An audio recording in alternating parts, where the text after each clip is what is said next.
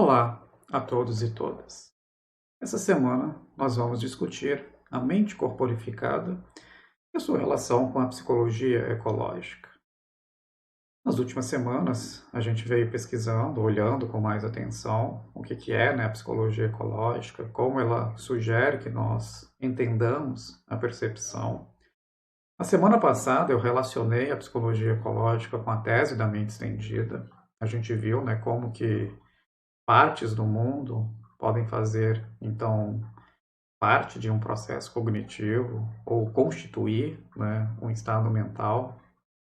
E agora, essa semana, a gente vai olhar com mais atenção como que o corpo, de alguma maneira, estrutura, a nossa cognição e o mental. Então, todas essas duas teses, a mente corporificada e a mente estendida, eu mencionei isso já para vocês, elas estão em oposição às perspectivas clássicas, com respeito à cognição, que a gente estudou na primeira parte do nosso curso.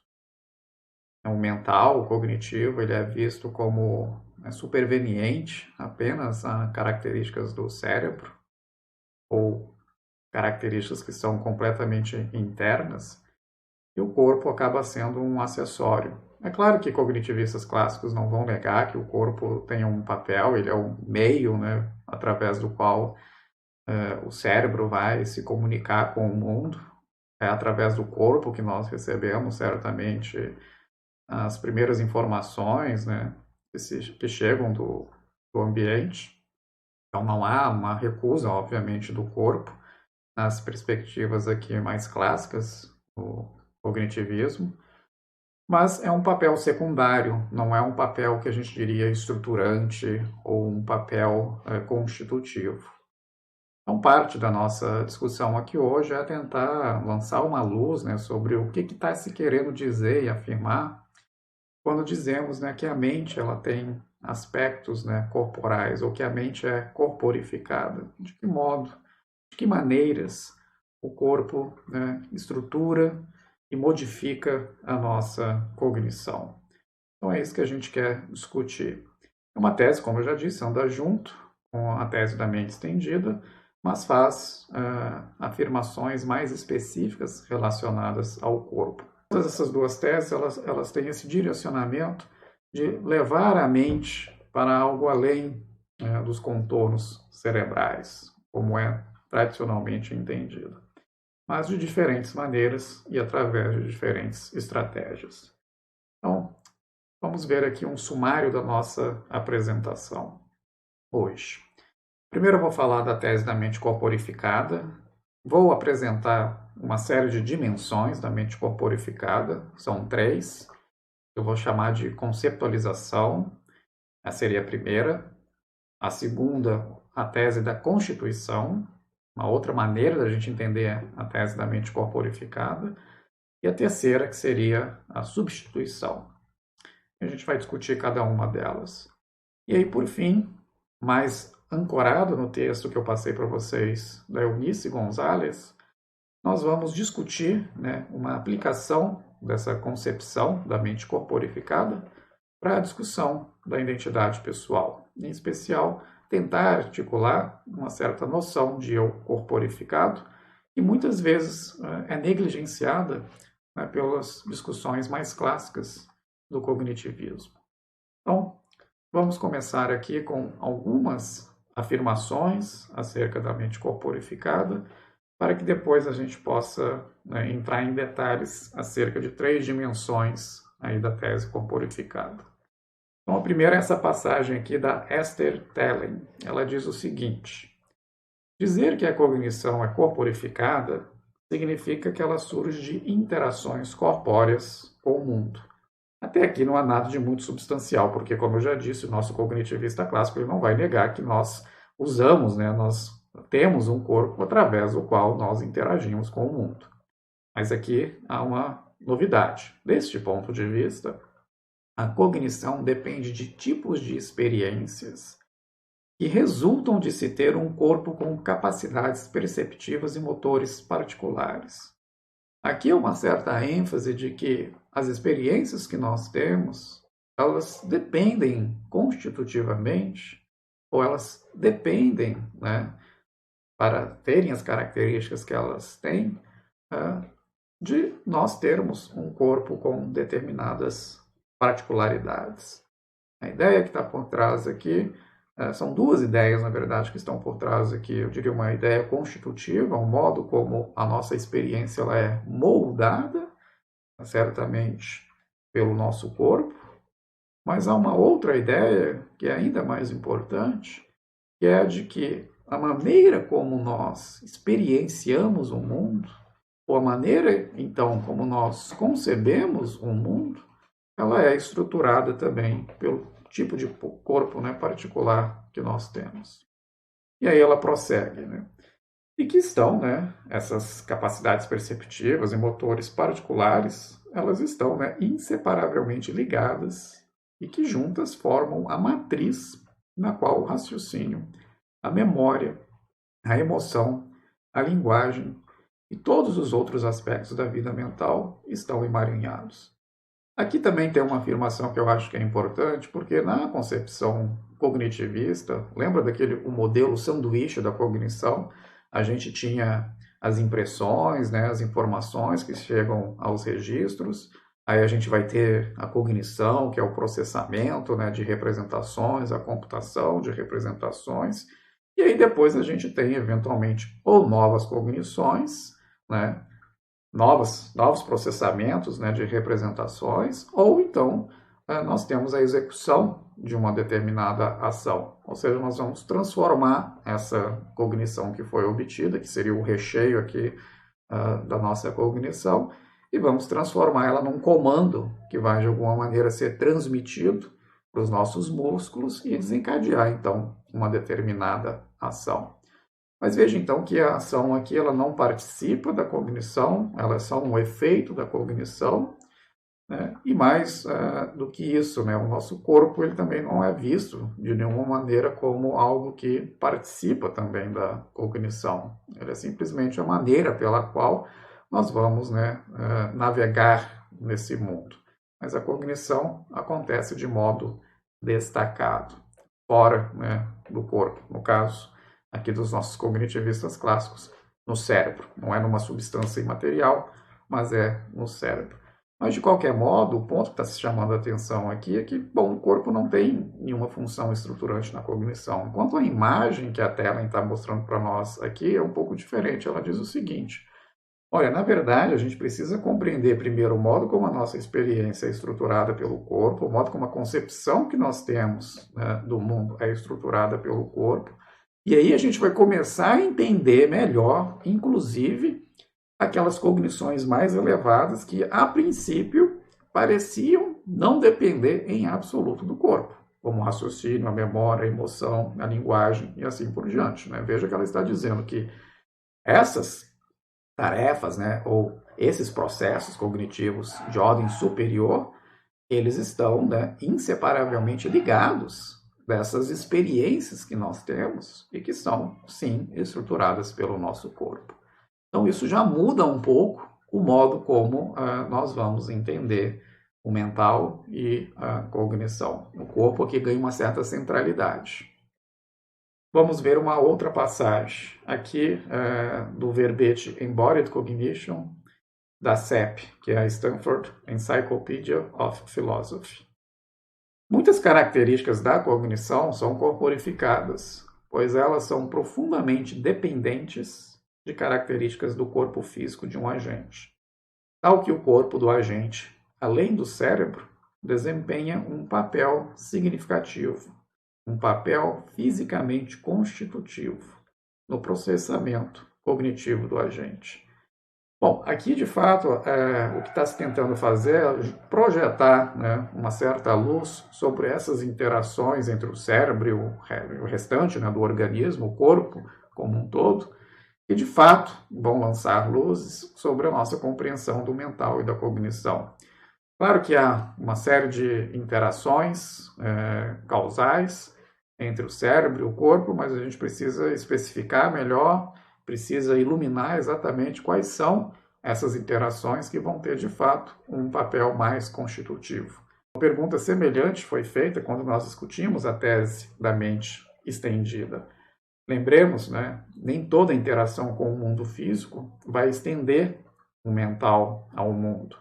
Eu bater aqui na minha mesa certamente não é por si só uma extensão da minha mente à mesa. Então, nós temos interações específicas que a gente viu no caso da tese da mente estendida, eram realizadas pelas ações epistêmicas.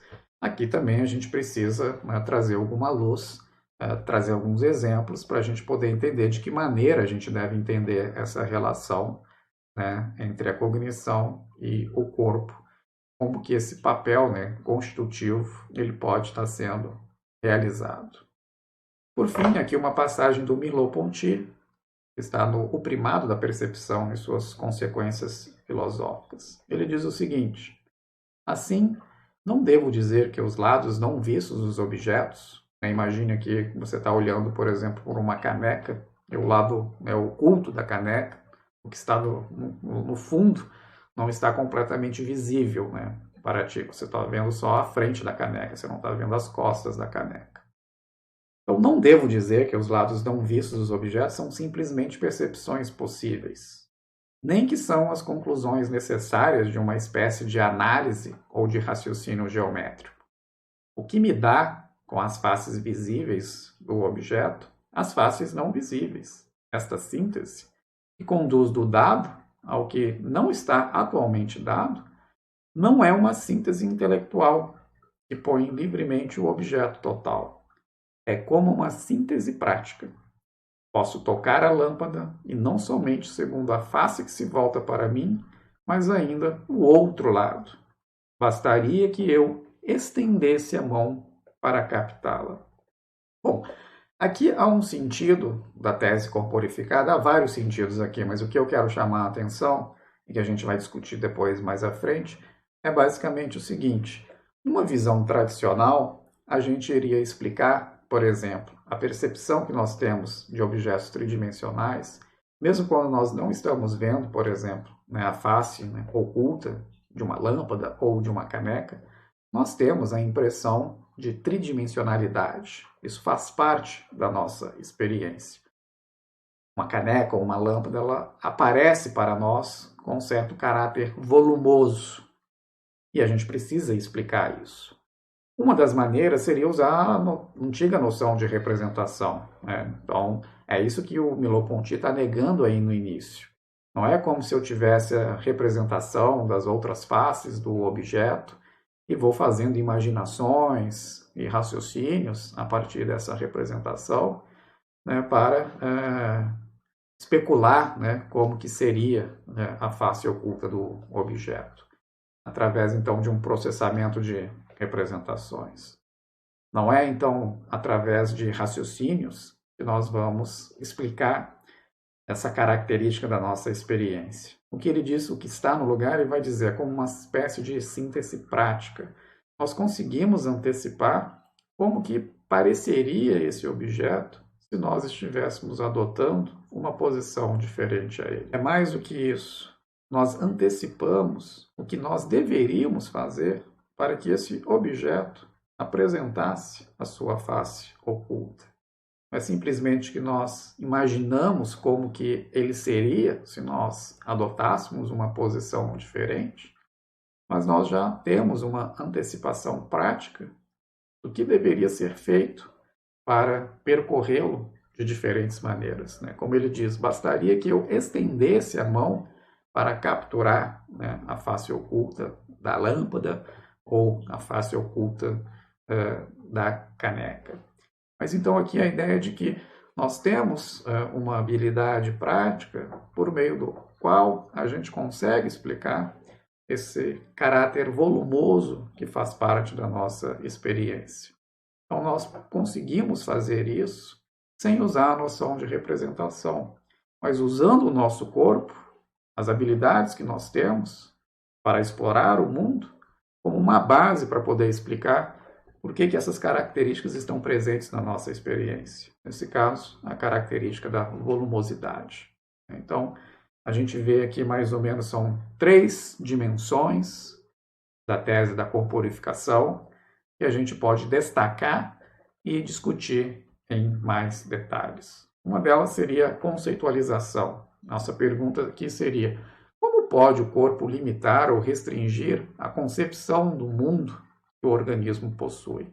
A Telling falava de ter um corpo, ele de certa maneira vai estruturar, organizar a nossa experiência. E a nossa experiência é o primeiro contato que nós temos com o mundo. Ele nos apresenta o mundo de uma certa maneira. A nossa concepção de mundo certamente está fortemente ancorada na nossa experiência. Se o corpo, então, estrutura a nossa experiência, o corpo vai estruturar a nossa concepção de mundo. A segunda seria a constituição. Como pode o corpo desempenhar um papel constitutivo no processamento cognitivo? Aqui a oposição é simplesmente com uma relação externa, meramente causal, com uma mais forte, que é constitutiva, fazer parte. Então, faça analogia com a tese da mente estendida. Nem toda interação vai constituir um processo cognitivo, nem toda interação, com o mundo vai fazer parte de um processo cognitivo, mas algumas sim. A mesma coisa que exatamente que ligação, entre o corpo e a cognição vai fazer com que esse corpo de fato possa, ter um papel mais forte, mais constitutivo. Não é simplesmente, como diria o nosso cognitivista clássico, trazer informações do mundo através dos registros, dos nossos diversos sensores, não é simplesmente em função desse papel causal que o corpo constitui a nossa cognição. Tem que ter algo mais forte do que isso. Se fosse só isso, os nossos cognitivistas já estariam em acordo. E a substituição, como nós estávamos discutindo no caso do Merleau-Ponty. Então, em vez de nós usarmos a noção de representação, a gente pode mostrar como que a interação do organismo, em função de ter um corpo com um ambiente, ele pode explicar a nossa cognição. Nossa pergunta aqui é: como pode a interação do organismo com o ambiente substituir processos representacionais que se pensava estar no centro da cognição? Claro que quando nós falamos aqui da interação do organismo com o ambiente, nós temos em mente um organismo com um corpo particular. E é isso que nós queremos explicar com mais detalhes. Bom, vamos ver aqui então, em primeiro lugar, a tese da conceitualização. Aqui há dois teóricos que são bastante importantes para iluminar essa ideia da conceitualização, o Lakoff e o Johnson. Eles têm um livro, que é As Metáforas e a Vida Cotidiana, onde eles vão começar a mostrar como que muitas das nossas compreensões acerca da linguagem, por exemplo, elas estão baseadas em metáforas. E depois disso, eles vão mostrar como que essas metáforas, elas mesmas estão ancoradas na compreensão que nós mesmos temos do nosso próprio corpo. Em sendo assim, é de se esperar então que a nossa visão de mundo, ela é profundamente enraizada no nosso próprio corpo e na lida que nós temos com o nosso próprio corpo. Então, enfim, a primeira alegação de que a nossa própria linguagem está ancorada, enfim, em uma série de metáforas é bastante corriqueira. Essa afirmação nós encontramos em outros lugares. A gente vê metáforas sendo usada em diversas áreas, na ciência, inclusive, quando a gente fala, por exemplo, em corrente elétrica. Isso certamente agora já está sedimentado, mas em algum momento isso surge como uma espécie de metáfora a partir, enfim, do conhecimento que nós temos correntes de rios, das correntes hidráulicas, mas, claro, a gente vê, enfim, uma série de outras metáforas permeando a nossa vida e permitindo que nós tenhamos uma compreensão mais enriquecida do mundo. Um outro exemplo que é bastante explorado nesse livro pelo Lakoff e o Johnson, a gente pode, por exemplo, pensar a argumentação. O que é a argumentação através de uma metáfora com guerras, e a gente vê então os interlocutores, as pessoas que estão debatendo como inimigos, que estão, enfim, tentando vencer um ao outro. Então, uma certa oposição muito forte, e a ideia também de que são passos legítimos e ilegítimos certamente vai ser modificado conforme a gente utilize essa metáfora. Em comparação com uma outra que nós poderíamos utilizar para também entender o que é a argumentação, que seria pensá-la mais proximamente a uma resolução de quebra-cabeças. E aqui a gente conseguiria ver, inclusive, que as pessoas que estão argumentando, elas não estão em oposição, elas não estão competindo, na verdade, elas talvez estejam cooperando para atingir um mesmo fim. Nesse caso, por exemplo, o esclarecimento de uma ideia, a obtenção da verdade. Eu posso articular a noção de argumentação em torno de diferentes metáforas, e isso vai me oferecer diferentes concepções do que é, né, a argumentação. Características corporais também vão influenciar como a gente compreende as metáforas. Essa é uma afirmação que o Lakoff e o Johnson vai tentar subsidiar. Então ele pensa, por exemplo, coisas como frente, atrás, acima e abaixo. Eles são profundamente mediados pelo tipo de corpo que nós temos. Nós temos um corpo vertical, mas se nós andássemos, por exemplo, como cachorros, como se fôssemos quadrúpedes, provavelmente a percepção que nós temos de frente, atrás, acima e abaixo seria diferente. Nós temos, por exemplo, uma visão binocular, muito diferente, por exemplo, que a visão que cavalos e muitos pássaros têm. O campo periférico, o campo de visão, é bem diferente. Então, frente, atrás, por exemplo, para nós, tem uma conotação muito diferente do que talvez tenha para esses outros animais. Frente para nós sempre é algo muito positivo, porque é onde está o nosso campo de visão. O que está atrás é algo que nós não vemos, nós não enxergamos mais. Então, frente é sempre algo que está relacionado com o novo, com algo que vamos conquistar. Por isso mesmo, quando a gente diz que está à frente, parece ser mais positivo do que o que está atrás. Mas, no entanto, se a gente pensa do ponto de vista meramente espacial, não tem nenhuma diferença. Do ponto de vista meramente geométrico, não haveria nenhuma diferença. Um está numa ponta, outro está numa outra ponta, e simplesmente não haveria por que dizer que um é positivo e outro é negativo. Mas, em função do modo como a nossa visão está estruturada, frente, né, está sempre associado àquilo que nós podemos ver, aquilo que está no nosso campo de visão, aquilo que nós podemos se aproximar, se achegar. Então, há essa assimetria entre frente, por exemplo, e atrás, o que pode ser muito diferente quando nós pegamos outros organismos, onde, por exemplo, a visão vai dar um campo de visão muito mais abrangente.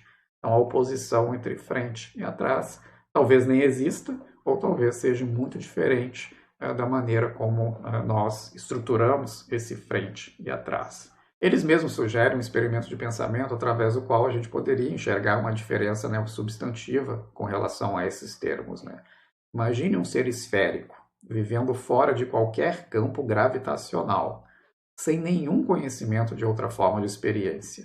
O que poderia, né, acima significar para tal ser? Não tendo gravidade, não tendo um empuxo, já a distinção entre acima e abaixo provavelmente ficará absolutamente comprometida. Sendo completamente esférico também, não vai fazer nenhuma diferença colocar para um lado ou para o outro, acima, abaixo, frente e atrás. Então parece que todas as direções elas teriam talvez aí a mesma preferência ou o mesmo significado. Então, certamente seria um mundo de experiência muito diferente para esse organismo. Mas, de qualquer modo, isso mostra como que ter o corpo que nós temos e ter os órgãos sensoriais espalhados pelo nosso corpo de uma ou de outra maneira, né, estruturados de uma ou de outra maneira, tem impacto sobre como nós concebemos o nosso mundo. Uma outra afirmação que vai ser feita por uma outra autora que também trabalha com essa ideia de metáforas estando ancoradas na nossa compreensão do próprio corpo, é a Maxine Sheets Johnston. Ela também tem um livro muito importante que se chama The Corporeal Turn, onde ela vai ter uma série de textos lá sugerindo, né, essas maneiras pelas quais a gente entende a tese da mente corporificada. Mas uma das coisas que ela diz lá é bem interessante. Ela diz que a diferença entre dentes molares, por exemplo, e incisivos, está na base da construção de ferramentas. O nosso contato com os nossos próprios dentes, já lá na infância, vai nos introduzir uma série de distinções que depois poderão ser exploradas na construção, por exemplo, de ferramentas. Então, a criança, ela explora os seus dentes com a língua e, a partir disso, ela começa a fazer a distinção entre o que é pontiagudo e o que não é pontiagudo, entre o que é rugoso e o que é liso. Você passa a língua na parte de lado dos dentes, você tem uma certa lisura, na parte de baixo dos dentes você tem uma certa textura mais rugosa. Os dentes molares, né, têm uma certa característica, os incisivos eles são cortantes, os molares vão servir mais como um martelo. Então, a gente começa a ter uma certa compreensão de coisas que podem fazer determinadas ações, que são as ferramentas, os instrumentos, através do nosso primeiro contato que nós temos com o nosso próprio corpo. Então, muitas distinções finas, que são importantes para o nosso dia a dia, são obtidas através dessa exploração do próprio corpo. Então, como ela vai dizer, o pensamento é modelado sobre o corpo. Ela está dizendo uma série de distinções que são muito importantes para a nossa vida cotidiana, são encontradas, são baseadas no nosso contato mais íntimo com o nosso próprio corpo, com a exploração que nós fazemos acerca do nosso próprio corpo. Como ela vai concluir, o corpo é um modelo semântico. Então a gente conceptualiza, nós temos uma visão de mundo em função, em grande medida, do nosso próprio corpo, das suas estruturas e da maneira como nós vamos explorando e aprendendo uma série de distinções a partir da maneira como o nosso próprio corpo é. Se tivéssemos dentes, enfim, com outras formas, a gente certamente chegaria à construção, a distinções diferentes e, portanto, a construção, né, de ferramentas talvez bastante diferenciadas. Então, essa é uma maneira de tentar entender aqui a tese da mente corporificada na sua dimensão da conceitualização. O contato que a gente tem com o próprio corpo, em grande medida, ele vai orientar o modo como nós concebemos o mundo. A constituição. Aqui é interessante a gente fazer uma distinção, que eu já mencionei para vocês, entre uma causa que a gente diria que é meramente externa e uma causa que a gente diria que seria mais constitutiva. O paralelo com a tese da mente estendida é interessante, já mencionei. Uma outra situação, só para ilustrar por que essa distinção é importante. Imagina uma corrida, enfim, começando. Você tem lá um disparo e os corredores começam a correr. Esse disparo é uma causa externa, ele não faz parte da corrida. Ele está ali simplesmente marcando o início da corrida. Agora, os corredores, eles são constitutivos da corrida. Não tem corrida sem corredores. Então, basicamente, o que a gente precisa mostrar é como que o corpo pode ter, então, um papel mais forte, como esse, de fazer parte da cognição e do mental, em oposição a ser meramente aquilo que inicia, né, uma cognição. Uma causa externa seria isso. O disparo, ele inicia a corrida, mas ele não faz parte da corrida. Então, a gente quer algo mais do que isso. Na concepção tradicional do cognitivismo clássico, como o corpo é visto a entrada, né, das informações que chegam, né, pela informação óptica, pela informação mecânica, o corpo é visto meramente como uma causa externa. Ele vai causar, né, o início do processamento cognitivo, a computação sobre as representações internas, que já vão ocorrer no nível cerebral, mas o resto do corpo, ele mesmo não tem nenhum papel mais forte. Então, é essa distinção que a gente precisa aqui ilustrar de uma maneira melhor, né, como que ela pode ser instanciada aqui na nossa discussão. Né? Como que a gente pode, então, ver o corpo como tendo um papel constitutivo. A gente não quer ver ele só como sendo o início, mas como fazendo parte da cognição. E aqui tem vários comentários, né, que, na verdade, podem ser feitos. Então, por exemplo, propriedades corporais, eles constituem muitos processos cognitivos. No nosso caso também, pelo fato de termos uma visão binocular e os nossos olhos terem uma certa distância específica, isso faz parte, certamente, do modo como a visão ela ocorre. Se tivéssemos um olho só, certamente talvez tivéssemos que fazer muito mais movimentos com a cabeça para perceber os objetos ao nosso redor. Teríamos muito menos informações sobre a distância e, portanto, precisaríamos fazer mais movimentos. A mesma coisa acontece com os nossos ouvidos. Temos 2 ouvidos. Isso já nos permite ter mais informação acerca da direção de onde está vindo o som do que se tivéssemos um ouvido só. Se tivéssemos um ouvido só, muito provavelmente, então, precisaríamos de muito mais movimentos com a cabeça para tentar detectar de onde está vindo um determinado som. Então, uma maneira da gente tentar especificar como que, de fato, então, diferentes maneiras com diferentes arranjos dos nossos órgãos sensoriais teriam um impacto profundo sobre os nossos processos cognitivos.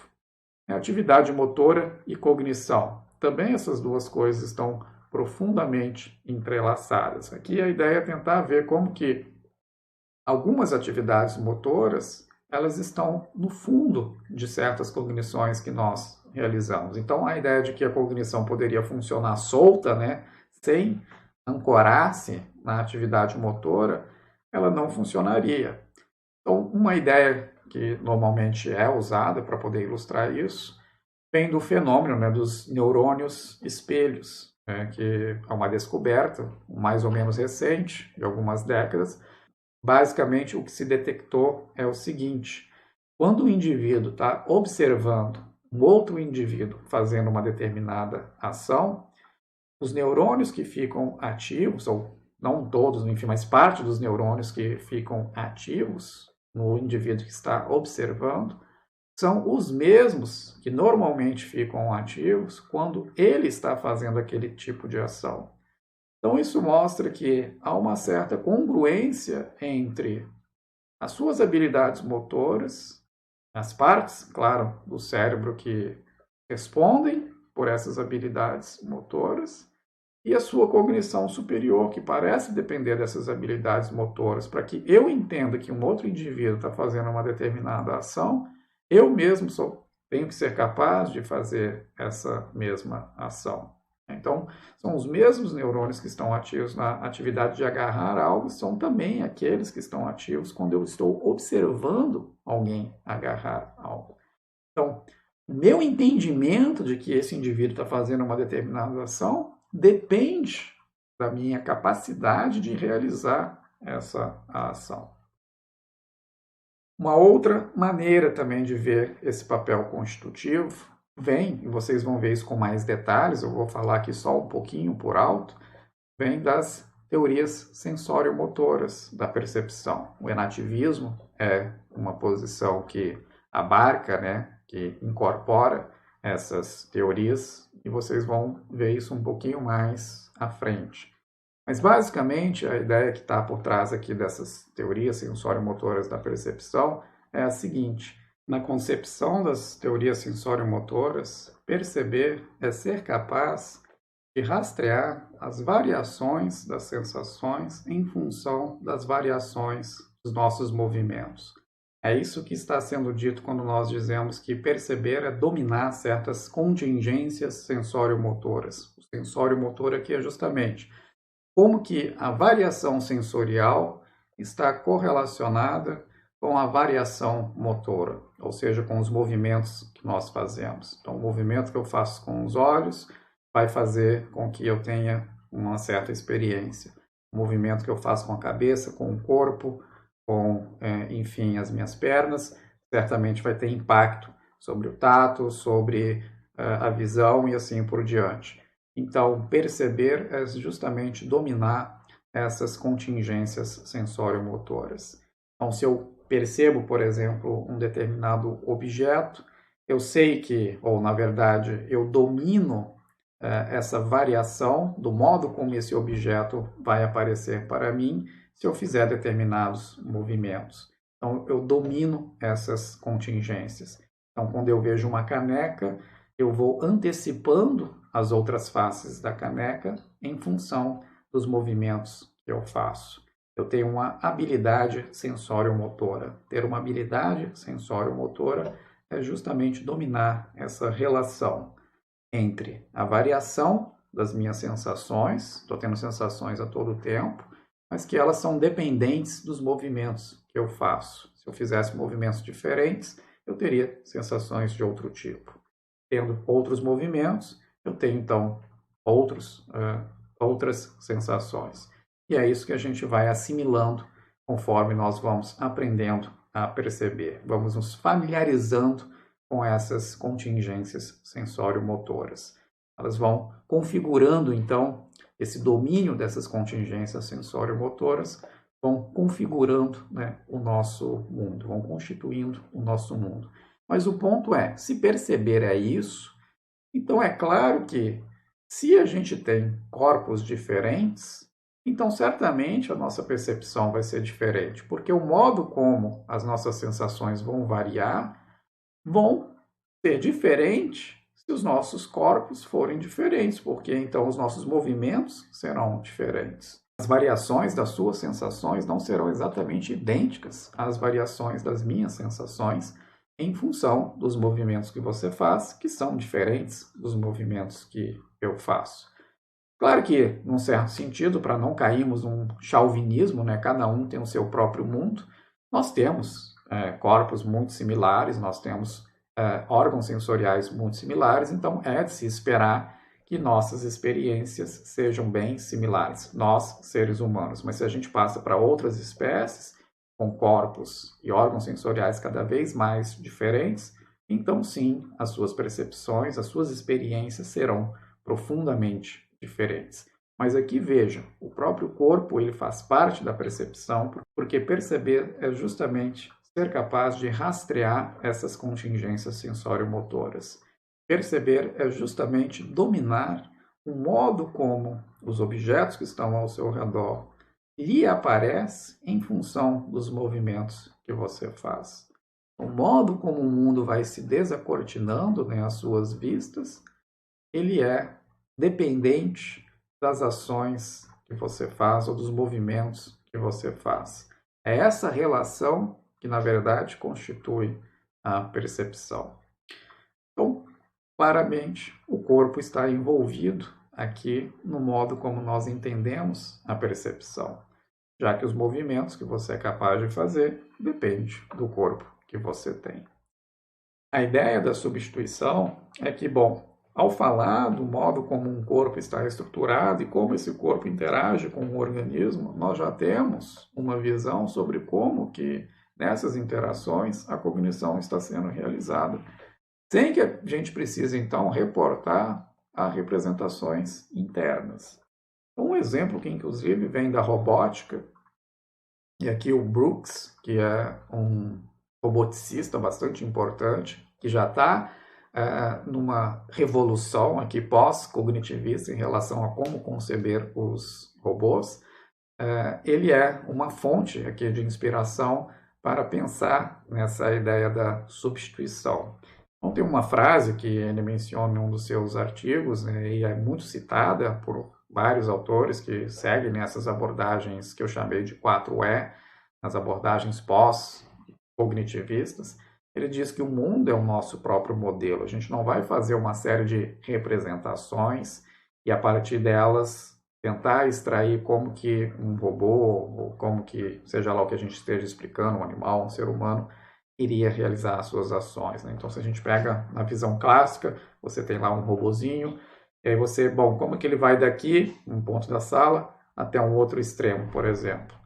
Bom, ele teria um mapa dessa sala, ele teria um mapa de todos os objetos que estão ali naquela sala, e ele vai fazer, então, um certo roteiro, né, de qual será o caminho que ele vai fazer para poder chegar num outro extremo, por exemplo, se desviando, então, dos obstáculos, né? Então, com esse mapa, com essa representação, onde ele tem posicionado já todos os objetos, ele consegue traçar, né, uma certa rota, e aí depois a gente tem que, de alguma maneira, transformar essa representação da rota em comandos que vão, né, efetivamente direcioná-lo para um lado e para o outro.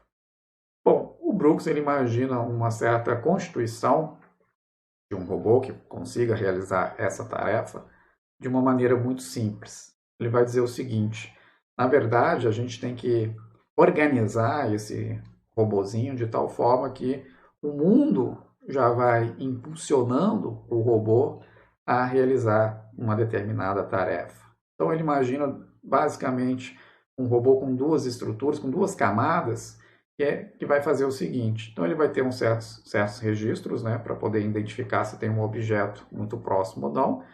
Esse nosso robô ele não precisa ter um mapa, ele pode ser simplesmente largado ali na sala.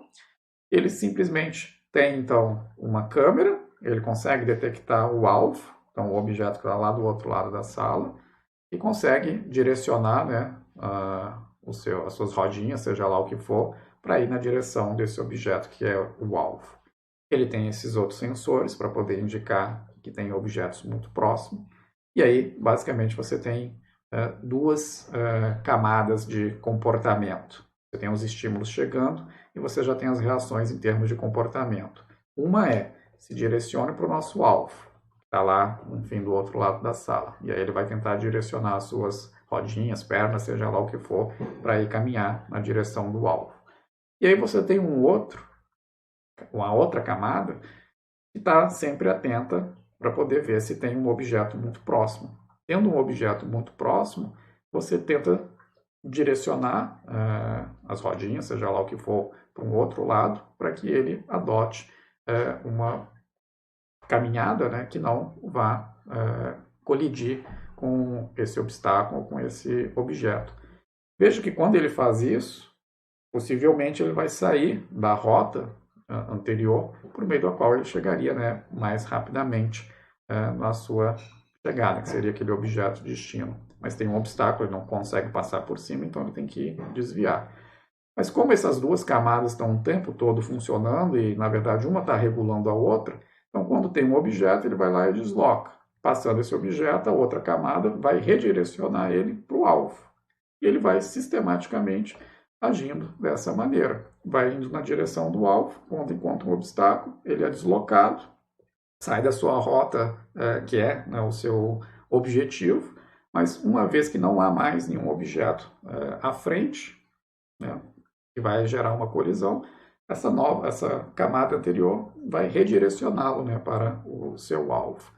Então a ideia aqui é que o próprio mundo está servindo de modelo, porque você não precisa ter uma representação do mundo. Você está se orientando pelas características que o mundo vai te apresentando naquele momento e através dessas camadas que vão traduzindo já isso que está sendo recebido nesses sensores em ações, ele vai tendo um comportamento que, do ponto de vista de alguém que está de fora, não parece um agente que é como se tivesse um mapa na cabeça, já que ele não bate, ele desvia dos obstáculos. Parece até que ele fez uma rota antes de começar a agir e chegou no seu destino de modo muito profícuo. E não precisou de absolutamente nada disso. Na verdade, se a gente pensa em cidades pequenas, onde a gente consegue ver determinadas construções, montanhas, é basicamente assim também que a gente se orienta. Você não necessariamente precisa de um mapa, simplesmente detecta um determinado alvo. Se você sabe que uma determinada localização onde você gostaria de chegar está perto, né, dessa montanha ou desse prédio mais alto que você consegue visualizar de onde você se encontra, você vai andando na direção desse alvo e vai eventualmente se desviando em função de pontes, ruas, enfim, que você vai encontrando, que não permitem que você vá em linha reta, mas você vai adotando e consertando na medida do possível para poder chegar nesse alvo. Não é muito diferente daquilo que nós fazemos no dia a dia, mas o interessante é ver como que isso já pode estar sendo implementado, inclusive na robótica. Mas mostra como que a gente pode ter uma arquitetura, por exemplo, de um robô, o modo como ele é constituído. A gente já pode explicar a sua interação perspicaz com o mundo, sem precisar introduzir a noção de representação. Então, esse é efetivamente, né, um ganho aqui quando nós pensamos na mente corporificada também. Então, eu sugiro para quem tiver um interesse dar uma olhada nesse vídeo com o Rodney Brooks. Tem a legenda para português, onde ele vai apresentar os seus robôs e a maneira diferente como ele concebe esses robôs, que tem de fato já participado aí de uma série de processos de mecanização, de produção de uma série de fábricas. Bom, uma outra maneira também de ver a substituição, aqui é só um exemplo também, é o uso dos deíticos, né, que é o apontar. Não precisa ser com o dedo, às vezes pode ser só com o olhar também a gente aponta, né? Como que isso economiza no uso de representações. Então, um experimento muito simples, Os indivíduos são convidados a olhar uma certa construção que é feita com uma série de blocos, que tem diferentes formas e cores, e eles são convidados, né, a reconstruir numa outra área essa mesma construção. Eles têm lá vários bloquinhos com várias formas e cores, e os indivíduos têm que fazer uma construção semelhante àquela que está presente ali. Bom, os indivíduos poderiam memorizar, né, fazer uma representação imagética, e aí eles vão lá e constroem, mas parece muito mais oneroso fazer isso. E normalmente o que as pessoas fazem é simplesmente ficar olhando, né, os blocos e tentar construir conforme elas vão olhando a posição dos blocos, identificando onde eles se encontram de um lado e construindo do outro. Então, com isso, você já economiza representações. Então, por meio desses deítimos, né, apontar, identificar onde estão determinadas coisas que são importantes para que a gente resolva determinadas tarefas, é uma maneira de economizar também representações. E essas são atividades que certamente dependem também aí da posse de um próprio corpo. Em resumo, a gente tem essas 3 dimensões que são bastante importantes quando a gente pensa na mente corporificada. A primeira dimensão é a da conceitualização, ou seja, ter um corpo de alguma maneira vai impactar o modo como nós compreendemos, ou o modo como nós conceptualizamos o mundo. Nós temos também a segunda tese, a tese da constituição, né? Ter um corpo vai ter efeito direto sobre a nossa experiência. E a substituição, a ideia de que, pelo fato do nosso corpo ter uma certa estrutura e interagir com o mundo de uma determinada maneira, nós já conseguimos explicar, através disso, certas cognições, certas tarefas que a gente faz, sem precisar, né, se valer de representações. Então, são 3 dimensões da tese da mente corporificada que nos permite compreender esse papel, né, mais central que tem sido dado, então, desde os anos 80, a posse do próprio corpo. Se a gente olha para a psicologia ecológica e a relação com a mente corporificada, a gente pode ver que esses 3 aspectos, essas 3 dimensões da mente corporificada estão presentes, sim, na psicologia ecológica.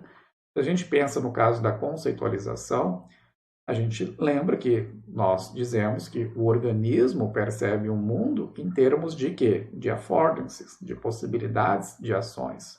Então, o mundo já nos é apresentado em termos daquilo do que a gente pode fazer com essas coisas que estão no nosso ambiente.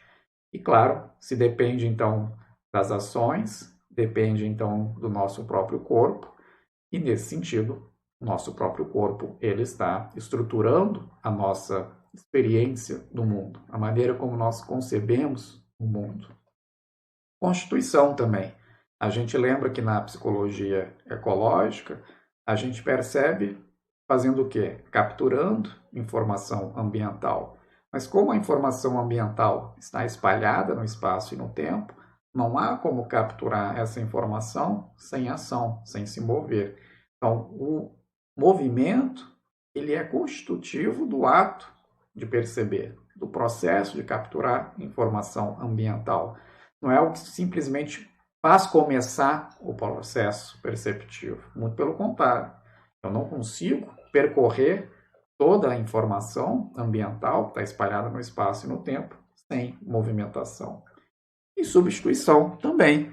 Porque, como nós vimos, a percepção não é formar uma representação do mundo, mas é justamente se sintonizar ao mundo na medida em que nós capturamos a informação que é, né, correlata a uma certa característica do mundo, ou que especifica, né, o termo mais preciso, que especifica uma certa característica do mundo ou um certo evento.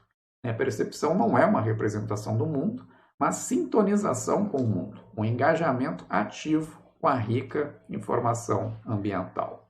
Algumas consequências dessa discussão para algo que nós já vimos antes, que seria a tese da modularidade. Bom, será que se a tese, né, da mente corporificada for verdadeira, isso tem impactos, inclusive mais substantivos, né? Não é simplesmente uma lacuna que foi deixada de lado pelo cognitivismo clássico, que inclusive eles podem começar a tentar incorporar isso, né, vamos dar mais lugar, né, para a presença do corpo na explicação da cognição, mas pode ser que essa discussão, né, sobre a mente corporificada, ela possa trazer dificuldades para algumas das teses que foram apresentadas pelo cognitivismo clássico. Isso ocorre no caso da modularidade.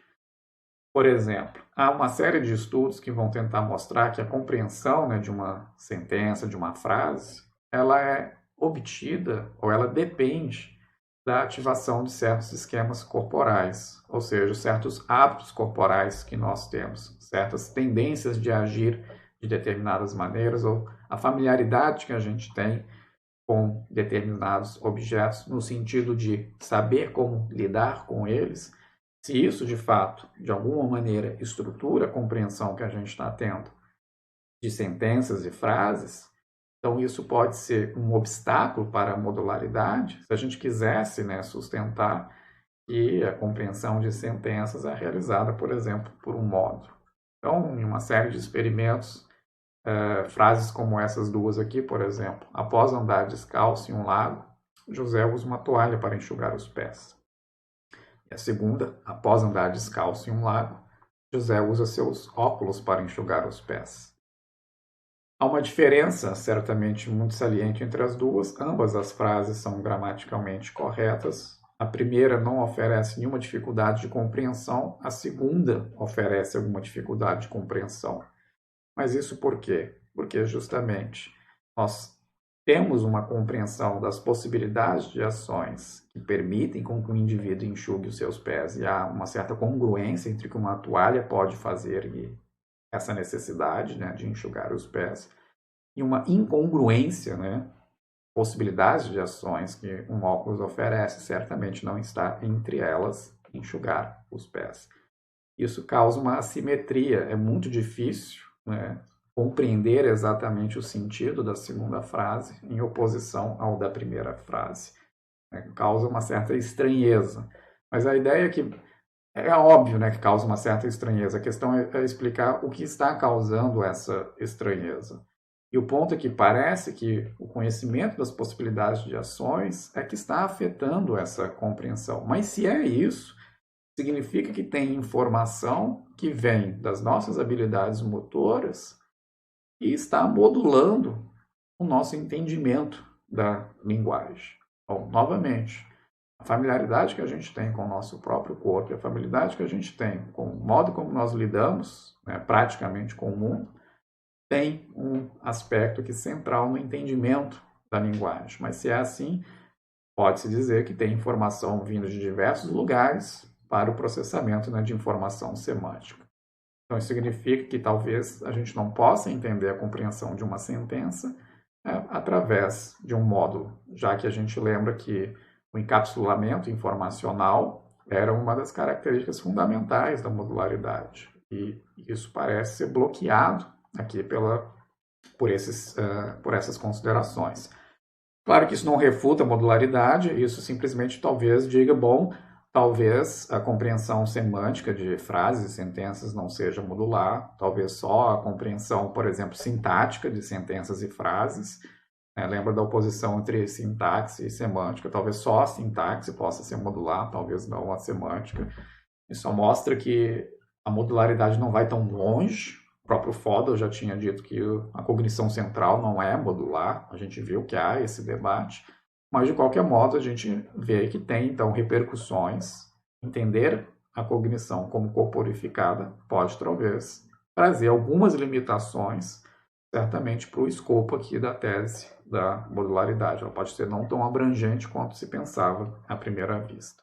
Com isso, a gente encerra a primeira parte aqui da nossa discussão de hoje. E agora, entrando, então, no texto da Eunice Gonzalez, a gente vai ver, então, como que essa discussão, né, sobre a mente corporificada, ela pode ter uma aplicação mais concreta, ela pode nos ajudar a entender um pouco mais a discussão sobre o conceito de eu. Então, ela vai fazer no seu texto uma oposição, né, entre a concepção reflexiva e a compreensão, né, enfim, corporal do eu. Então, a gente vai começar aqui com a reflexiva, depois a gente passa para a compreensão corporal e vai sugerir, né, acho que essa é a ideia muito forte no texto dela, vai sugerir que a gente deveria dar uma ênfase maior né, a compreensão corporal do eu, que no fundo é essa compreensão que está na base das demais compreensões que nós temos do eu. E boa parte da tradição, né, do cognitivismo clássico, ele sempre, né, se centrou na concepção mais reflexiva e mais conceitual do eu, e negligenciou essa outra concepção do eu. Então a gente precisa retificar isso. E o ponto central, claro, é que a compreensão corporal do eu, como já diz o termo, ela é, né, profundamente mediada, né, pela sensação que nós temos, pela familiaridade que nós temos com o nosso próprio corpo. O que diz essa concepção reflexiva, né, do eu? Ela vai dizer várias coisas. Ela vai dizer, por exemplo, que a concepção que você tem do eu, ela está intimamente entrelaçada, por exemplo, a uma representação, ou uma imagem que você tem de si mesmo. Então você é capaz de forjar, por exemplo, representações de como que você parece para outras pessoas, por exemplo. Pode estar associada também, claro, a características inclusive mais abstratas, né? Quando a gente pensa num eu psicológico, ou quando a gente pensa, por exemplo, no eu em termos de hábitos e de traços, né, de personalidade, ou no eu social, as funções, os papéis sociais, né, que um indivíduo desempenha.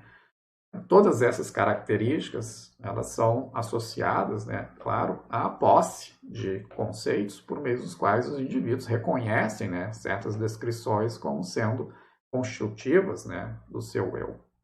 Mas a mais básica aqui, mas que ainda já é bastante sofisticada, é essa. Você consegue ter uma certa representação, uma certa imagem de como que você parece, né, para outros indivíduos. Essa concepção reflexiva, ela se destaca, por exemplo, quando a gente pensa, vocês devem lembrar, nas tradicionais discussões sobre a identidade pessoal, experimentos, né, que sugerem, né, a troca de cérebro e parece que o eu vai junto, né, no sentido de que, bom, trocou um cérebro, colocou no corpo de outro e vice-versa, parece que esse eu reflexivo foi junto. Por que foi junto? Porque as suas memórias, supostamente que estão ancoradas apenas no seu cérebro, foram juntas.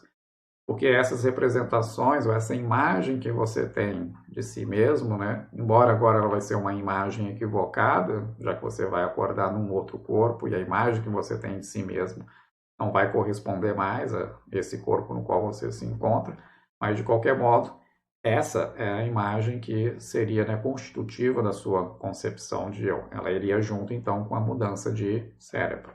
Supostamente também, traços de personalidade também iriam juntos. Então, esses experimentos de pensamento, eles parecem, né, sugerir que o que é central na nossa concepção de eu seria, né, as nossas memórias, a imagem que a gente tem de si mesmo, que é representacional, e também, né, os nossos traços de personalidade, as nossas disposições e tendências psicológicas. Muitas dessas concepções mais intelectualizadas do eu, elas são dependentes de conceito. Quando a gente fala de funções sociais, certamente isso depende de que o indivíduo consiga entender uma certa descrição do que ele faz ou do papel que ele normalmente assume é verdadeira acerca dele. Então, certamente a gente está falando de alguém que já está adentrado no mundo da linguagem, para que consiga aceitar e entender que pode assumir determinados papéis sociais.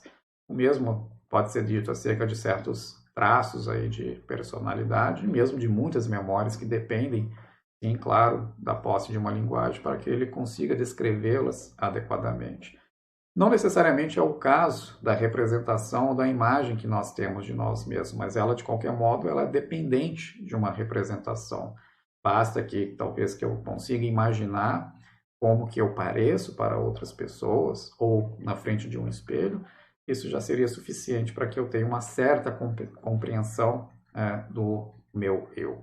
Não necessariamente aqui dependente de conceitos, por isso eu disse possivelmente, né, dependente de conceitos, não todas, mas boa parte dessas concepções mais reflexivas ou mais intelectualizadas do eu dependem sim de conceitos.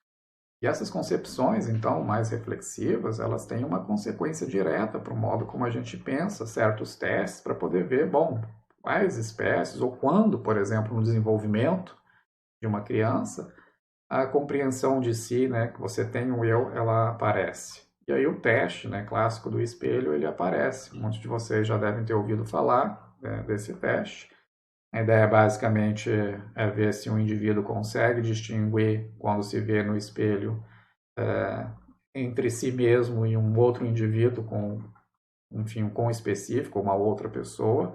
Então, se o animal ou a criança interage com a imagem no espelho como se estivesse interagindo com uma outra pessoa, então ela não consegue reconhecer, né, a si mesma. A mesma coisa acontece com outros animais. E normalmente esse teste ele é oferecido, né, como um teste para poder indicar quem é que teria uma consciência de si ou não teria, né, um conceito de eu ou de self, né, como aparece no texto da Eunice. Eu vou traduzir aqui sempre como eu, mas, enfim, quem quiser pode usar self também. Então, é muito marcante, porque a ideia aqui é que para que você tenha, então, no caso do teste do espelho, o que você precisa? Você precisa de ter uma representação, uma imagem de si mesmo, que você vai cotejar com aquilo que você está vendo no espelho, e aí, sendo idêntico, você pode, enfim, se reconhecer, então você tem essa representação de si mesmo. Então você não vai tratar isso que você está vendo como uma outra pessoa. Então você não vai ter o comportamento que você teria como se estivesse interagindo com um estranho. Mas se você justamente interage como se estivesse interagindo com um estranho, significa que você não tem uma representação de si mesmo, não tem uma imagem de si mesmo, e por isso mesmo tem o comportamento que teria se estivesse diante de uma pessoa ou de um co-específico. A gente está falando aqui de um macaco, de um cachorro, se olhando no espelho, um gato e assim por diante. E essa é uma maneira pela qual muitos, então, negam, por exemplo, a noção de eu, né? Muitos animais que não são capazes, então, de se reconhecer no espelho, eles não teriam, então, uma noção de eu. Né? No caso do humano, isso acontece com 7 meses. Em fotos, uma criança só a partir dos 3 anos que ela vai começar a se reconhecer nas fotos, nos espelhos a partir dos 7 meses de idade. A gente vai para outros animais, chimpanzés, consegue se reconhecer, mas demora um tempo, não é de imediato, às vezes 1 ou 2 semanas, né, lidando com o espelho até que ele começa a se reconhecer no espelho. Mas muitos outros macacos menores, eles não conseguem passar nesse teste. Inclusive, alguns, né, fazem a seguinte alegação em função disso. A inabilidade do macaco de reconhecer a si mesmo pode se dever à ausência de um conceito de eu suficientemente integrado. Ou seja, como se esses animais não tivessem nenhuma noção de si mesmos. Eles não têm qualquer concepção de eu. Claro, a de função social certamente não. Traços de personalidade, menos ainda. Então, claro que, enfim, a única coisa que eles poderiam ter seria uma representação, uma imagem de si mesmos. Mas como eles não passam no teste do espelho, então nem essa imagem de si mesmos eles têm. Então eles não têm nenhuma concepção de eu. Mas essa é a conclusão que a gente pode chegar se essa é a única concepção de eu que a gente pode ter. O que, né, a Gonzalez, né, vai sugerir que talvez aqui a gente está preso a uma concepção muito intelectualizada, né, ainda do eu. E tem outras alternativas que ainda precisam ser exploradas, que é o que ela vai chamar de concepção corpórea e não conceitual do eu. Então, a gente tem um eu corpóreo, ele está atrelado. Aqui eu vou pegar uma afirmação que é feita pela Eleanor Gibson, né? Vocês lembram que ela é uma das principais aí desenvolvedoras da psicologia ecológica. Ela diz o seguinte: a concepção de eu está atrelada à capacidade ou poder de controlar as próprias ações. Então, um organismo que controla as suas ações e tem um certo senso de ter esse poder e ter esse controle, é um organismo que já tem uma certa concepção de si mesmo em termos do seu próprio corpo. Né? O que a Maria Eunice Gonzalez vai dizer? A origem do self, do eu, está na sensação dos movimentos espontâneos que caracterizam a ação cotidiana dos indivíduos.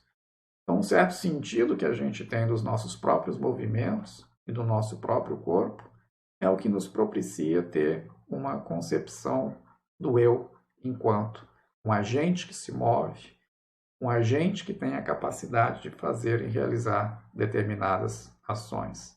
Então, claro que isso significa que o conhecimento, enfim, de nós mesmos começa com a percepção. Um certo sentido bastante específico da percepção, como a Maria Eunice vai sugerir, né? A propriocepção e a sinestesia, como ela vai explorar mais à frente no texto. Quando a gente age, a gente gera uma série de informações sobre aquilo que a gente está fazendo. E essas informações podem ser capturadas. Então, mesmo quando eu estou percebendo, a gente precisa, enfim, se mover. Lembra, na perspectiva da psicologia ecológica. E esses movimentos, eles mesmos, estão também da nossa alçada conseguir registrar esses movimentos. Nós temos sensação quando nós temos movimentos dos nossos membros e no nosso corpo como um todo. E isso é o que vai nos permitir, então, ter uma primeira compreensão, uma primeira sensação de nós mesmos como seres que são capazes de agir. Como vai dizer a Gibson, é por suas próprias ações que você deve conhecer a si mesmo, primariamente. Claro que ela não está recusando, nem ela nem a Gonzalez vão rejeitar a ideia de que a gente tem aquele eu reflexivo, aquele eu conceitual, ou diversos outros tipos de eus, concepções de eus, são mais intelectualizadas. Essas distinções que eu mencionei aqui, por exemplo, um eu social, atrelado às nossas funções sociais, um eu mais em termos de traços psicológicos, então um eu mais psicológico, em termos de disposições mentais, de tendências comportamentais, esses outros tipos de concepções de eu não foram feitos nessas distinções no texto da Maria Eunice, mas todos eles podem ser rotulados como uma subespécie, um subtipo daquele eu mais reflexivo, porque eles demandam mais exercício intelectual, digamos assim, do nosso organismo para que eles estejam disponíveis. Eles exigem mais recursos. Um eu social não estará disponível enquanto um organismo certamente não consegue se reconhecer como podendo desempenhar determinados papéis sociais. Então, ele já é certamente muito dependente da posse de conceitos e de uma linguagem. Mesmo com as devidas proporções, pode ser dito de outras concepções de eu. Mas o ponto que elas estão chamando a atenção é que tem uma outra noção mais primitiva, que foi negligenciada e a qual a gente deve prestar a devida atenção. Esse eu não conceitual é um que a gente vai descobrindo aos poucos. A criança nasce, começa a explorar o seu próprio corpo, fazendo uma série de movimentos, e ela vai percebendo, então, aos poucos, o que ela é capaz de fazer. E com isso ela vai formando, então, aos poucos, uma concepção corporal do seu próprio eu. Como ela diz, descobrimos a nossa identidade ao mover-nos e ao percebermos os nossos próprios movimentos. Então, ela vai dizer que há uma passagem aqui, é uma série de estágios. Primeiro, a criança vai se mover, vai fazer uma série de movimentos, uma série de testes. Ela vai, num segundo momento, ter uma certa compreensão de que é um eu que se move, quando ela começa a ter um certo senso de si mesmo. Aqui nesse estágio ela ainda não tem completamente controle dos seus movimentos, mas ela já tem uma certa associação entre uma concepção de si mesmo com os movimentos que estão sendo realizados por um determinado corpo. E no estágio final é um eu que pode se mover, quando ela já se vê como alguém que é capaz de realizar determinados movimentos. Ela tem controle de um determinado corpo. Então, é um eu que pode se mover. Nessas transições, a gente vai formando, então, uma concepção de si mesmo corporal. Um eu, como disse lá na passagem da Gibson, atrelado à capacidade de controlar as próprias ações. Como ela disse, a concepção de eu está atrelada à capacidade ou poder de controlar as próprias ações. Mas isso é algo que vai sendo construído a partir da familiaridade que o indivíduo vai tendo com o próprio corpo ao explorar os movimentos que ele pode realizar. Então, o primeiro estágio são movimentos espontâneos, aí você passa do mover-se para eu me movo, e no segundo estágio você tem movimentos que são controlados. Agora você consegue executar determinados movimentos e tem controle sobre eles. Mas de onde surge, né, essa compreensão, ou esse conhecimento do nosso eu corporal? Ela surge de capacidades que são perceptivas. São o senso da sinestesia e da propriocepção. Aqui eu vou ter que chamar a atenção, no texto da Gonzalez, ela usa sinestesia com S, mas aí houve um equívoco, porque sinestesia com S é aquela situação em que o indivíduo tem uma mistura de diferentes tipos de modalidades sensoriais. É uma pessoa, por exemplo, que vê um colorido, por exemplo, adocicado, ou que vê um certo som agudo avermelhado. Não é que, enfim, você tem essas duas sensações simultaneamente, todos nós podemos ter, mas que há uma certa fusão, né, dessas sensações. Quem não tem a sinestesia não vai conseguir imaginar isso, como é o meu caso, por exemplo. Sinestesia com S seria esse fenômeno e é essa capacidade. Sinestesia aqui com C diz respeito a movimento, né?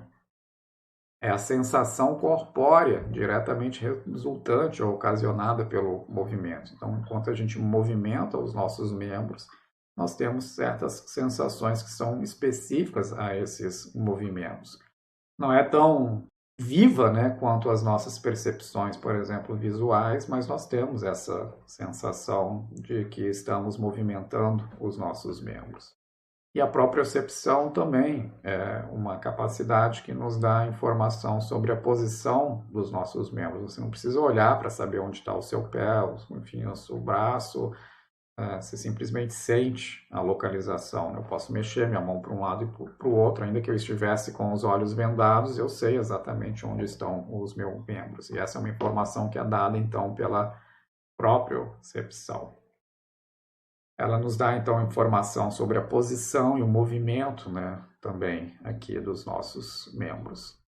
Temos também a interocepção. A Gonzalez não fala sobre isso, mas ela poderia ter mencionado também, porque a gente tem informação sobre as nossas vísceras e os nossos órgãos internos, né? Quando você está com uma dor estomacal, ou, enfim, batimento cardíaco muito acelerado, a gente tem uma série de informações sobre as nossas vísceras. Então, essas sensações nos tornam mais familiarizados, né, com os nossos próprios corpos, né? Bom, aqui um ponto que ela chama a atenção, né, que os próprios receptores, né, eles provavelmente se originaram no tato, numa escala evolutiva. A gente pode imaginar que inicialmente os organismos tinham a capacidade de detectar o que está ao seu redor, mas ainda não tinham capacidades muito elaboradas e complexas de se movimentar. É a partir do momento em que eles adquirem a capacidade de se movimentar e eles vão adquirindo a capacidade de sinestesia e propriocepção, porque aí é importante acompanhar como que esse movimento está sendo realizado justamente para controlá-lo de um modo mais adequado. Então, é razoável que sensores que inicialmente estavam, né, desempenhando funções de capturar informações do mundo externo, né, do externo ao corpo, passaram a estar, então, direcionado a características do próprio corpo. Pelo menos essa é uma das explicações de como que eles surgiram. E do ponto de vista evolutivo, é isso que a gente vê, né? Os organismos tendo capacidades cada vez mais complexas de se locomover no ambiente. A gente pensa algumas bactérias, por exemplo, nem se movimentam, né? Simplesmente elas vão de um lado para o outro conforme o seu meio, né, vai jogando elas para um lado e para o outro. Mas tem outras que conseguem se mover numa ou noutra direção. Já é um nível mais sofisticado. Quando você começa a ter vários membros para poder se locomover, então isso certamente vai começar a ensejar a necessidade de você monitorar e acompanhar esses movimentos.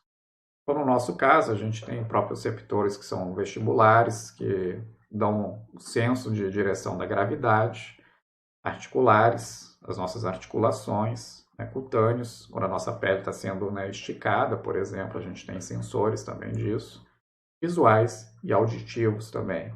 Então, quando a gente está se movimentando os olhos, por exemplo, a gente sabe que, em muitos casos, não é um objeto que está se movimentando, mas é justamente o nosso corpo, a nossa cabeça que está se movimentando. Então, a gente faz essas compensações. Então, a gente tem também informação visual e auditiva, né? Sensores que estão nos nossos órgãos visuais e auditivos, que nos dão informação de que nós estamos movimentando a cabeça ou movimentando os nossos olhos, né?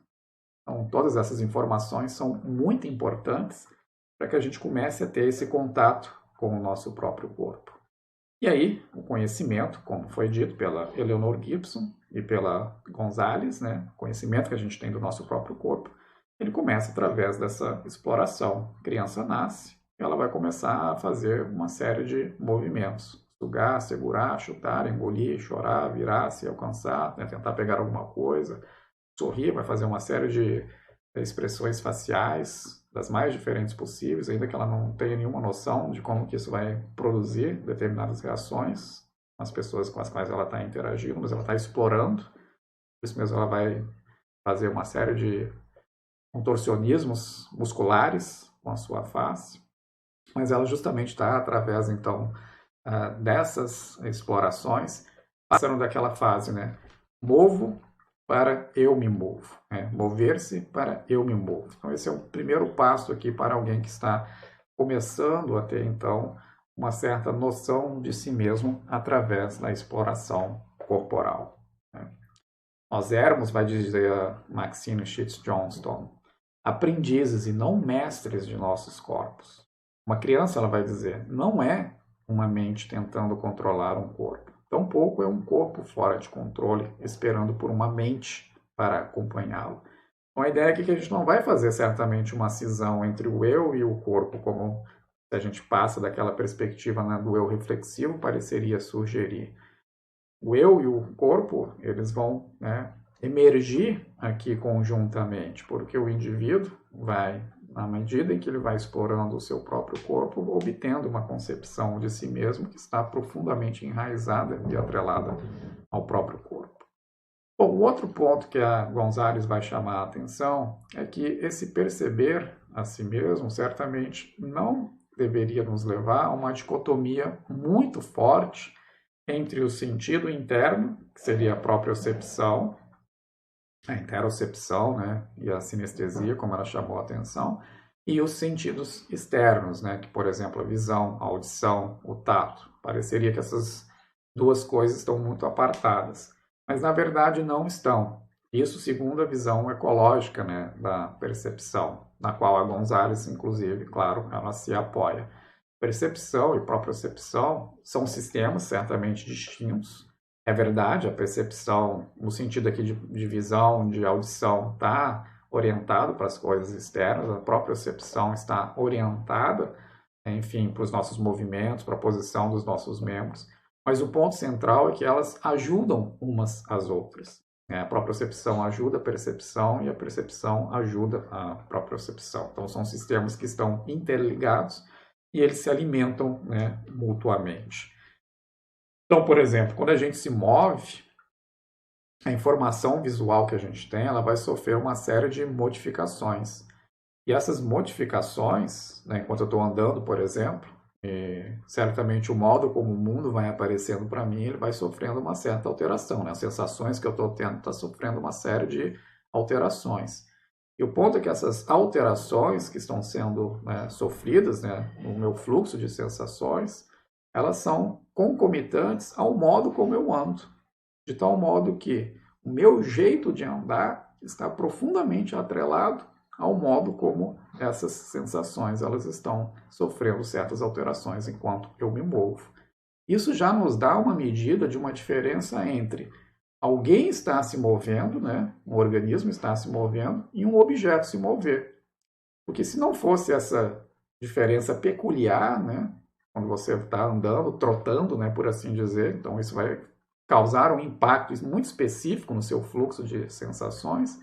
Isso é bem diferente de ver, por exemplo, um objeto se movendo, porque senão você não conseguiria fazer essa distinção. Mas isso já nos dá, então, mesmo só através da visão, ou seja, a gente está falando de algo aqui que não depende de você estar rastreando aonde estão os seus membros, onde está a sua perna, você está percebendo ou sentindo que ela está se movendo. Independente disso, a informação visual já está lhe dando informação sobre o seu jeito de andar. Então, já está lhe dando informação sobre o seu próprio corpo. Um outro fato aqui também que é interessante chamar a atenção: o tempo todo o seu nariz está presente. Então, sempre que você está vendo o mundo, você está vendo parte de si mesmo. Seu corpo nunca está completamente ausente ou fora, né, do seu campo de visão, porque em parte do seu corpo o seu nariz está sempre ali presente. Uma outra coisa que a Eleanor Gibson vai chamar a atenção também, se a gente presta atenção no que a psicologia ecológica está dizendo, é que a gente percebe affordances, mas perceber affordances, como elas são uma relação entre o organismo e as suas habilidades, então significa que quando você percebe se uma affordance, enfim, favorece ou não, né, as suas ações, se é um penhasco, oferece cair, enfim, se é uma maçã, oferece nutrição, você também está percebendo, ou se é um bastão, oferece agarrar, né, dependendo do que você quer fazer. Perceber essas affordances significa que você está percebendo também as suas dimensões e as suas capacidades, né? Quando você percebe, enfim, um bastão, você percebe que a sua mão consegue envolver aquele bastão, você consegue segurar e agarrar aquilo. Então, você tem uma percepção das suas próprias dimensões. Eu não vou conseguir, enfim, perceber um objeto que é muito volumoso como algo que é agarrável. Então, eu estou percebendo, ao mesmo tempo, ele em termos das minhas propriedades corporais. Então, não há uma separação aqui radical entre a propriocepção e os sentidos externos, porque eles estão alimentando, né, uns aos outros. Eles são codependentes. É uma série de sistemas que funcionam, né, conjuntamente. E também todos esses sistemas aqui perceptivos, né, os sensos externos, eles dependem da propriocepção. Por quê? No caso da psicologia ecológica, como a percepção depende do movimento, se você não tiver equilíbrio, se você não tiver, enfim, uma conduta adequada em relação ao mundo, você não vai conseguir perceber as coisas externas. Você não vai conseguir perceber a informação ecológica que está aí disponível no ambiente. Então, sem propriocepção, não haverá percepção do mesmo modo.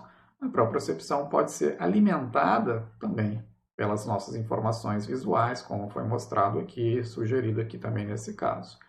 Então, são sistemas, né, que estão interligados. Não há uma dicotomia aqui radical entre os sentidos internos e os sentidos externos, embora, como vai dizer o Gibson, né, todo sistema perceptivo é percepção de si e do mundo externo, uma vez que fornece informações por diferentes vias sobre as atividades do observador. Informações sobre o self, sobre o eu, são múltiplas e todas as variações são consideradas simultaneamente. Então, quando a gente está percebendo o mundo, a gente está ao mesmo tempo percebendo a nós mesmos. Porque a própria percepção e mesmo informações visuais, ou, enfim, auditivas também, estão dando informações acerca de nós mesmos, acerca dos nossos movimentos, acerca do nosso próprio corpo. Bom, a Eunice, então, Gonzalez vai concluir o seu texto dizendo que a concepção corpórea do nosso eu, ela é dada por essa sensação, então, mais desenvolvida que nós vamos obtendo acerca do nosso próprio corpo, né? Então, a sensação do corpo é o sentido proprioceptivo dos processos corpóreos que regulam a postura e o movimento. Quando a gente se move, ou simplesmente, mesmo que nós não estejamos nos movendo, nós estamos recebendo informação acerca do nosso próprio corpo. E isso é que vai constituir a primeira concepção que nós temos acerca de nós mesmos. Essa concepção, por que ela é interessante? Ela pode ser possuída por muitos mais animais do que a gente pensa à primeira vista. Não precisam passar, por exemplo, por nenhum teste do espelho. Basta que esses indivíduos sejam capazes de se mover e mais, claro, a gente vai discutir isso um pouco, possam controlar os seus movimentos. Lembra daquela passagem? Move-se, eu me movo, eu posso me mover. A gente ainda precisa elucidar esse último passo. Mas desde então que você tenha animais que tenham um controle acerca dos seus próprios movimentos, então eles vão ter uma certa sensação do seu próprio corpo. É então uma concepção não conceitual. Indivíduos, então, organismos que não têm linguagem podem ter uma concepção de si mesmo e não dependem também de ter uma imagem, representação corporal. Até isso, que parece ser pouco à primeira vista, a luz dessa concepção é muito, né? Porque justamente levava ao teste do espelho, que poucos animais passam, né? Elefantes, chimpanzés, mas a maior parte dos animais tem disputa sobre esse cachorro, gato, passam, mas a maior parte dos animais não passa no teste do espelho.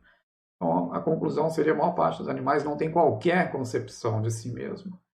Mas se essa noção aqui de um eu corporal, né, é uma noção que faz sentido, que é robusta, então há uma concepção que está acessível a uma grande quantidade de animais não humanos. E é, então, a sensação de um eu que se move.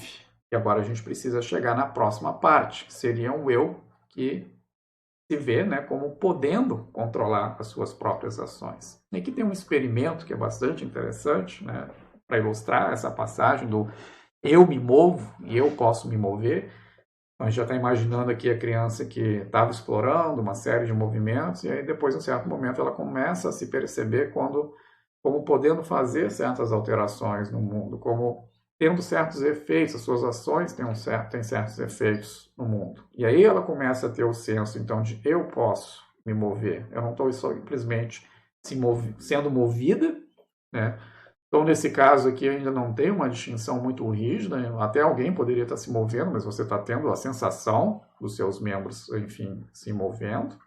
Você não deixa a propriocepção não vai deixar de funcionar quando, enfim, a mãe está conduzindo, ou o pai está conduzindo a criança a se movimentar de uma certa maneira.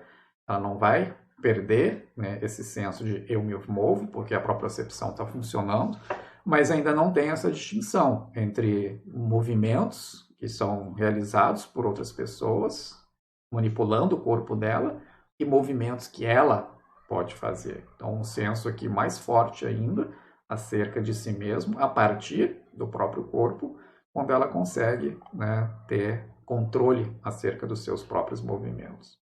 Tem um experimento que foi feito, basicamente você tem a criança ali nos seus 6 meses de idade, mais ou menos, você amarra, né, tem um certo chocalho aqui, um certo brinquedo aqui que pode ser balançado e vai então atrair a atenção da criança, e aí você amarra esse brinquedo, né, no pé da criança, de tal modo que se ela mexer a sua perna, ela vai fazer com que esse brinquedo balance. Então, numa primeira situação não tem nada amarrado, aí você amarra e aí espera para ver o que vai acontecer. O que é interessante é que justamente a criança começa a movimentar com muito mais frequência, porque ela começa a ver que ela controla o que está acontecendo. Você tira de novo, ela inclusive para de balançar a perna. Então ela está numa situação que ela balança pouco a perna, depois ela entra numa situação que ela balança muito a perna, e ela balança muito a perna justamente porque ela vê que ela é capaz de realizar um determinado efeito no mundo através de balançar a perna, que é justamente o brinquedinho ali se balançar, e isso desperta o interesse dela. Algo que eles fazem, às vezes eles trocam, por exemplo, de uma perna para outra, e aí eles veem que a criança passa, então, a mover a outra perna. E algo ainda que é bem interessante, se você compara aqui antes e depois, você vê o estado de animação da criança, por justamente estar controlando, né, os seus próprios movimentos e se vendo como alguém que é capaz de fazer determinados efeitos no mundo, em comparação com o que acontece antes ou depois. Mesmo quando você coloca situações em que outra coisa mexe, esse brinquedo, a criança aqui fica muito mais animada quando é ela que mexe o brinquedo.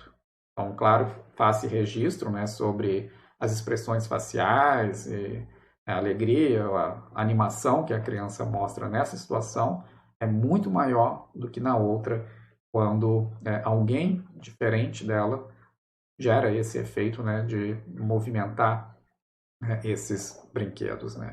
Então, o Kelso, que vai mencionar, é um teórico aqui também, enfim, das ciências da cognição corporificada e dos sistemas dinâmicos, né? Ele vai dizer a essência da agência é a apreciação que isto não é uma força de fora movendo o chocalho, isto sou eu. Ou seja, como disse a Eleanor Gibson, eu sou alguém que é capaz de controlar os meus próprios movimentos. Essa noção a mais primitiva que nós podemos ter acerca de nós mesmos. Um outro experimento que também é feito com crianças, nessa idade aqui bem, né, bem tenra, né, basicamente é o seguinte: eles observam como que as crianças vão chamando a atenção dos seus cuidadores, né, e começa a ter uma espécie de troca que é muito semelhante àquela que mais tardiamente a gente vai ter quando a gente dialoga, né? Você fala alguma coisa, para, outra pessoa responde, assim por diante. Então a criança gesticula alguma coisa, espera uma reação da mãe, depois ela gesticula, faz algum grunhido qualquer, para, espera, enfim, o seu cuidador reagir, mais ou menos estabelecendo uma espécie de conversação. E a criança fica bastante animada quando ela tem essas trocas com seu cuidador, né? Então depois eles colocam, né, essa criança para ouvir uma série de frases que esse cuidador, ou uma série de coisas que esse cuidador está dizendo, ou enfim, barulhos que ele está fazendo, mas que não vai estar coordenado com os grunhidos, né, que a criança está fazendo. E aí ela fica muito menos interessada e muito menos motivada. Porque no primeiro caso ela se vê, ela já tem uma certa sensação de si mesma como controlando aquela interação. Enquanto no segundo caso ela está simplesmente como um ser passivo, ela não tem nenhum controle sobre quando, né, a outra pessoa vai pronunciar alguma coisa. Ela continua prestando atenção, mas não com o mesmo nível de motivação que ela se encontra quando ela está controlando a ação. Então isso é que vai fazer com que a Eleanor Gibson vai dizer que nesse experimento ele é interessante porque mostra que a criança tem expectativa dos efeitos, né? Justamente ela começa a movimentar muito mais a sua perna quando ela vê que ela consegue controlar o chocalho. O seu controle é sensível ao contexto. Se você tira da perna esquerda e coloca na perna direita, né, a cordinha, ela vai trocar a perna que ela vai movimentar com mais intensidade. E tem esse efeito também sobre o senso de si mesmo, né? Ela fica animada com o próprio controle, né? O controle que ela tem acerca do seu próprio corpo. E aí ela tem, então, a concepção de si mesmo que não é o eu penso de Descartes, mas é o eu posso me mover. Seria, então, uma compreensão mais primitiva que nós temos acerca de nós mesmos. E aí a Eunice vai concluir o seu texto dizendo que isso vai ter repercussões bastante interessantes para a gente pensar sobre a construção de robôs. E a Eunice Gonzalez chama a atenção para o caso do Ian Waterman. Esse indivíduo, ele perdeu a sua própria percepção. Ele não sabe mais simplesmente onde estão os seus membros. Ele não está olhando para eles. Também não tem mais nenhum senso, nenhum sentido, nenhuma sensação atrelada aos seus movimentos. A única maneira pela qual ele conseguiu aprender a andar depois, isso ela vai mencionar no texto, levou mais ou menos uns 3 anos, é justamente olhando para os seus membros. Mas quando ele não olha mais para eles, ele não consegue mais controlá-los. Então, ele tem que estar olhando para a sua mão enquanto ele escreve, por exemplo, ou olhando para as suas pernas enquanto ele anda. Quando sai do seu campo visual, quando ele fecha, né, os olhos, ou se, enfim, está num ambiente escuro, ele não consegue mais ter nenhum controle acerca dos seus próprios movimentos. Então, isso ocorre com ele, né? Ele vai dizer: eu me sinto realmente tonto, né, quando ele não vê o seu próprio corpo. É muito difícil explicar, mas é como um longo tempo em que estive numa posição, você sabe, por um longo período de tempo em que eu fiquei sem ver o resto de mim. Você entra em pânico, você sabe, você não tem nenhum feedback chegando até você, dizendo a você que você está a salvo e bem. Mas isso mostra o quanto que esse senso do eu ele é importante para dar uma certa estabilidade a nós mesmos. Veja que ele está dizendo: eu me sinto tonto, eu entro quase num sentido de pânico na ausência da visão do seu próprio corpo, mostrando então a estabilidade que essa noção de eu ela dá para as nossas cognições como um todo. Agora, o interesse dela aqui em chamar a atenção sobre, né, esse caso é justamente mostrar que, bom, se nós estamos interessados em produzir robôs que efetivamente vão conseguir ter um movimento bastante flexível, né, e fluido no ambiente, a gente de alguma maneira vai ter que equipá-lo com a propriocepção.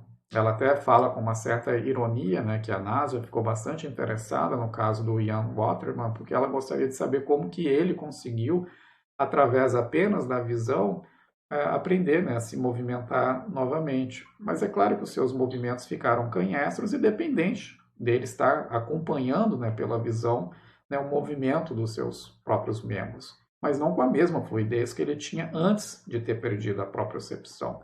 Então é um caminho errado a NASA querer olhar para como que ele resolveu esse problema, se ela está interessada em realizar robôs que efetivamente vão ter comportamentos bastante flexíveis e fluidos no ambiente. O que ela precisa fazer é justamente tentar equipar esse robô com algum tipo de sentido interno, com algum tipo de propriocepção. É isso que deveria estar no seu horizonte, se a gente quer ter movimentos que tenham efetivamente fluência.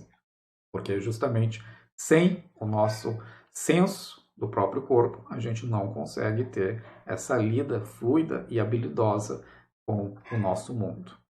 Bom, conclusão. O eu corpóreo ele está na base dos demais sentidos de eu. Ele é anterior, né, ao eu social, psicológico e os demais eus que a gente pode conceber. Ela não está dizendo que ele é mais importante que os demais.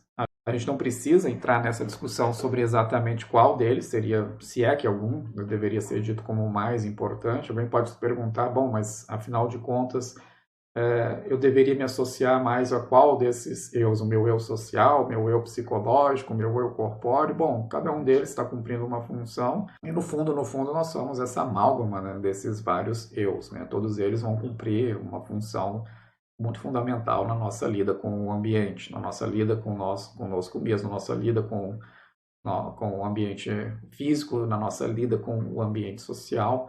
Cada um desses eus certamente vai cumprir uma função fundamental, né? Como a Gonzalez vai concluir, a identidade pode assemelhar-se mais a uma multidão de elementos sensoriais dinamicamente sincronizados do que a uma unidade abstrata denominada consciência. Mas mais, enfim, do que entrar nessa discussão sobre como que esses eus certamente vão cada um deles desempenhar uma função importante em nossas vidas, e talvez nenhum possa ser dito mais importante do que os outros, mas o mais importante é chamar a atenção para essa noção de eu corpóreo, que é negligenciada na visão cognitivista clássica, e que certamente está na base dos demais sentidos. Antes de você ter muito antes de você ter um eu penso, então certamente você tem um eu posso fazer isso ou eu posso fazer aquilo, no sentido em que você tem uma noção acerca do seu próprio corpo e acerca do que você consegue fazer com ele. Você tem uma noção das ações que você pode realizar. Esse é o primeiro contato que você tem consigo mesmo, a primeira concepção que você tem acerca de si mesmo. Mas isso mostra como que, então, essa perspectiva da mente corporificada, ela vai ampliar o nosso entendimento, claro, da cognição aqui como um todo. Jogando aqui, no caso, uma luz sobre algo que nos passava completamente desapercebido. Acho que é isso. A gente conclui, então, aqui a nossa investigação acerca da psicologia ecológica. Nas próximas semanas, né, com o Pedro, vocês vão ver o enativismo. Ok? Bons estudos e boa semana.